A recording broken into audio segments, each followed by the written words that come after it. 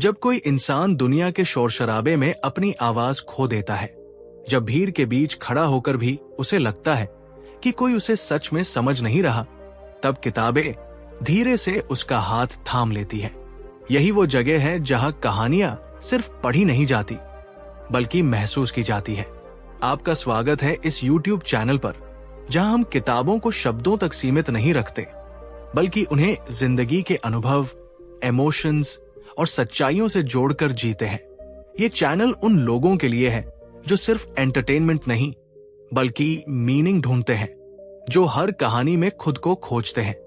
यहाँ हर book summary एक आईना है जिसमें आप समाज, रिश्तों, सोच और खुद अपने अंदर छिपे सच को देख पाएंगे। हम किताबों की आत्मा को समझते हैं, उनके कैरेक्टर्स की चुप्पी को सुनते हैं और उन भावनाओं को शब्द देते हैं जिन्हें अक्सर लोग बोल नहीं पाते। आज की इस जर्नी में हम बात कर रहे हैं चरित्रहीन जैसी किताब की, जो सिर्फ एक कहानी नहीं बल्कि समाज पर रखा गया एक सवाल है। ये किताब उन लेबल्स को चुनौती देती है जो हम बिना सोचे समझे लोगों पर चिपका देते हैं। चरित्र क्या होता है? कौन तय करता है कि कौन सही है और कौन गलत? और क्या सच में किसी इंसान को उसके हालात, उसकी मजबूरियों और उसकी लड़ाइयों को जाने बिना जज करना इतना आसान होना चाहिए? यही वो सवाल है जो इस किताब के हर पन्ने में सांस लेते हैं। इस चैनल पर आप सिर्फ समरी नहीं सुनेंगे, आप महसूस करेंगे कि कैसे शब्द दिल के अंदर उतरते हैं। हम कहानी को इस तरह पेश करते हैं कि आपको लगे जैसे कोई अपना आपसे दिल की बात कर रहा हो। बीच बीच में इस्तेमाल किए गए इंग्लिश वर्ड्स और पॉजेस इस नरेशन को मॉडर्न टच देते हैं ताकि कहानी आज के समय से जुड़ सके। यहाँ स्टोरी टेलिंग सिर्फ बोलने का तरीका नहीं बल्कि एक एहसास है जो आपको वीडियो खत्म होने के बाद भी सोचने पर मजबूर करता है। अगर आप उन लोगों में से हैं जो जिंदगी को सिर्फ ऊपर से नहीं बल्कि गहराई से समझना चाहते हैं, अगर आपको ऐसे कंटेंट की तलाश है जो दिल को छुए, दिमाग को झकझोरे और आत्मा तक पहुंचे, तो आप बिल्कुल सही जगह पर हैं। ये चैनल आपके अकेलेपन का साथी बनेगा, आपके सवालों को आवाज देगा और आपको ये एहसास कराएगा कि आपकी फीलिंग्स वैलिड है। तो आइए इस सफर में हमारे साथ चलिए, किताबों की दुनिया में उतरिए, खुद को पहचानिए और उन सच्चाइयों से रूबरू होइए जिनसे अक्सर लोग नजरें चुरा लेते हैं। क्योंकि कभी कभी एक कहानी आपकी सोच बदल सकती है और कभी कभी वही कहानी आपकी पूरी जिंदगी की दिशा। चैप्टर 1, समाज का आईना और झूठा चरित्र। भीड़ से भरी इस दुनिया में हर इंसान के चेहरे पर एक नकाब है। कोई उसे मजबूरी में पहनता है, कोई डर से और कोई सिर्फ इसलिए क्योंकि समाज यही चाहता है। The power of your subconscious mind हमें उसी छुपी हुई सच्चाई की तरफ ले जाती है जहां इंसान बाहर से कुछ और दिखता है और अंदर से बिल्कुल कुछ और जी रहा होता है। समाज एक आईने की तरह सामने खड़ा रहता है, लेकिन ये आईना सच नहीं दिखाता बल्कि वही दिखाता है जो देखने वालों को अच्छा लगे। एक आम इंसान की कहानी सोचिए। सुबह उठते ही वो अपने मन की नहीं, दुनिया की उम्मीदों की आवाज सुनता है। क्या पहनना है, कैसे बोलना है, क्या सोचना सही है और क्या गलत, हर फैसला समाज की नजर से लिया जाता है। अगर कोई उस तय की गई लाइन से बाहर निकल जाए तो उस पर सबसे पहले एक ठप्पा लगा दिया जाता है, कैरेक्टरलेस। ये ठप्पा इतना भारी होता है कि इंसान की पूरी पहचान उसी एक शब्द में सिमट जाती है। लेकिन दिमाग के भीतर, सबकॉन्शियस माइंड में एक अलग ही कहानी चल रही होती है। वहां इच्छाएं हैं, डर है, दबे हुए सपने हैं और वो सवाल है जिन्हें पूछने की इजाजत कभी नहीं मिली।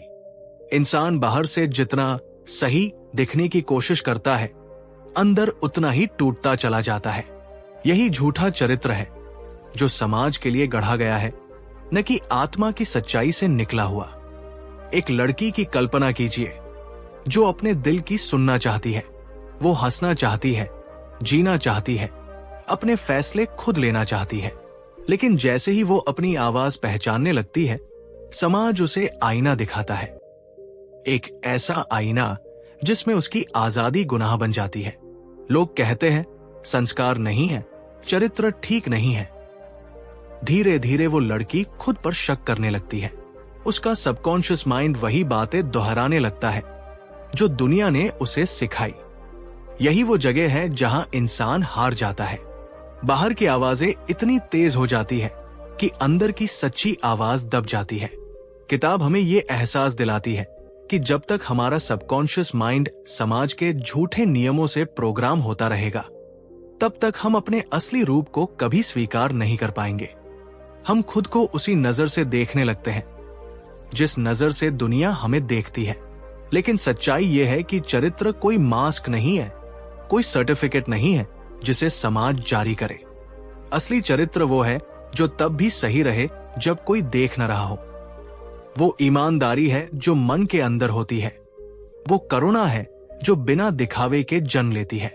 जब इंसान अपने सबकॉन्शियस माइंड को ये सिखाता है कि उसकी वैल्यू किसी लेबल से तय नहीं होती, तभी असली फ्रीडम शुरू होती है।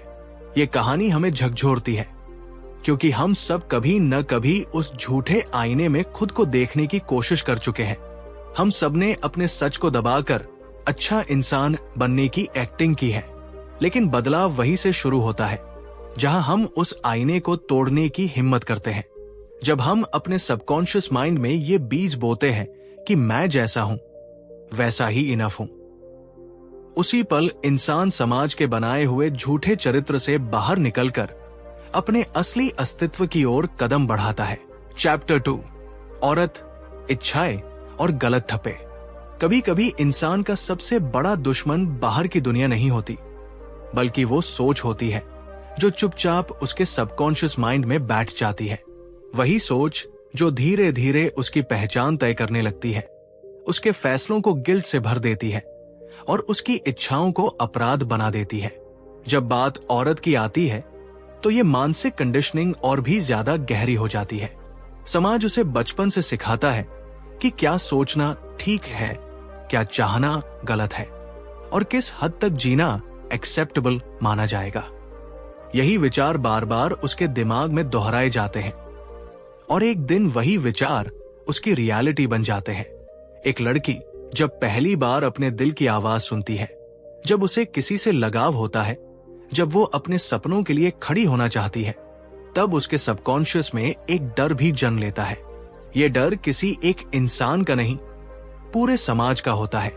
उसे बताया जाता है कि उसकी इच्छाएं उसे कमजोर बनाती है, कि उसका खुलकर जीना उसके चरित्र पर सवाल खड़े करता है। धीरे धीरे वो खुद से लड़ने लगती है। बाहर से वो मुस्कुराती है, स्ट्रॉन्ग दिखती है, लेकिन अंदर कहीं न कहीं खुद को दोषी मानने लगती है। मान लीजिए एक साधारण सी कहानी। एक औरत जो सिर्फ सम्मान और समझ चाहती है।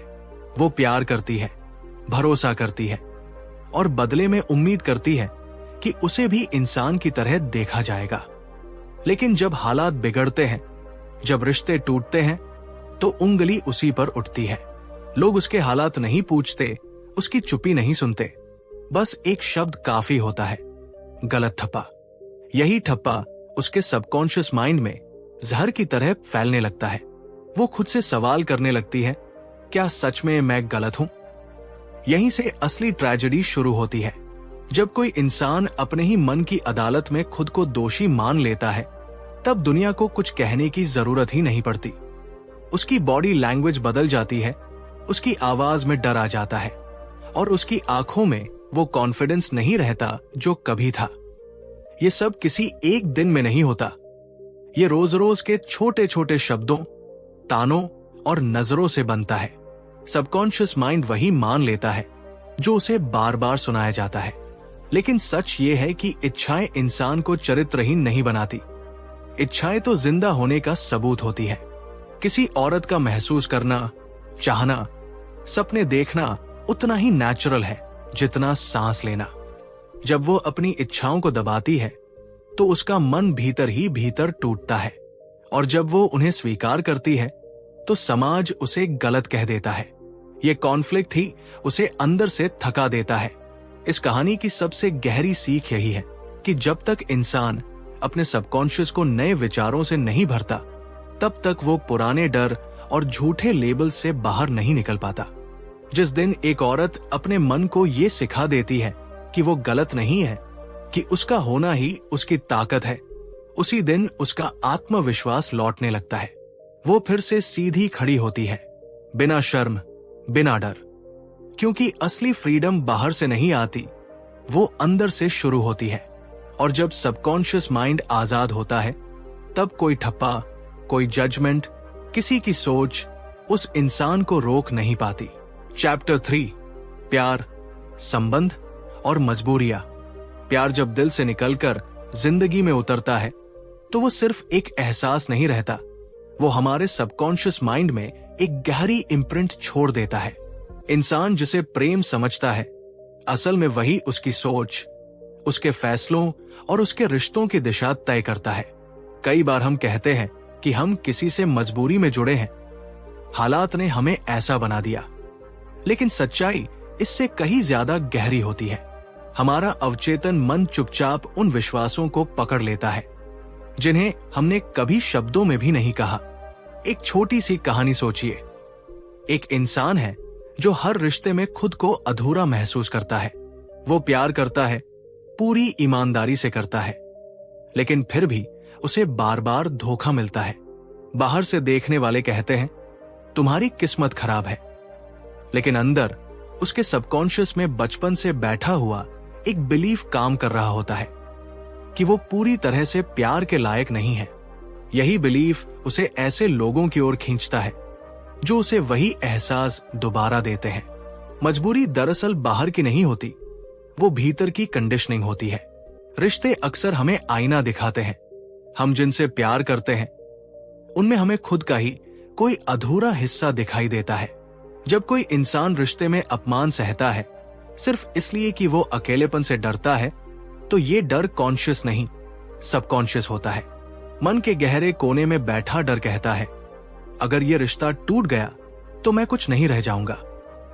और यही डर इंसान को ऐसी जिंदगी जीने पर मजबूर कर देता है जो वो कभी नहीं चाहता था। प्यार की सबसे बड़ी विडंबना यही है कि हम उसे आजादी समझते हैं, लेकिन अपने पुराने मेंटल पैटर्न्स के कारण उसे कैद बना लेते हैं। अगर किसी महिला या पुरुष ने ये मान लिया कि त्याग ही प्रेम है, तो वो बार बार खुद को खोते हुए भी उसी रिश्ते में बना रहेगा। सबकॉन्शियस माइंड उस त्याग को वर्चू मान लेता है और दर्द को नॉर्मल बना देता है। धीरे धीरे इंसान ये भूल जाता है कि स्वस्थ रिश्ता कैसा होता है, लेकिन अवचेतन मन सिर्फ दर्द ही नहीं, हीलिंग भी जानता है। जिस दिन इंसान अपने अंदर ये नया विचार बो देता है कि वो सम्मान, समझ और सच्चे प्रेम के योग्य है, उसी दिन रिश्तों का स्वरूप बदलने लगता है।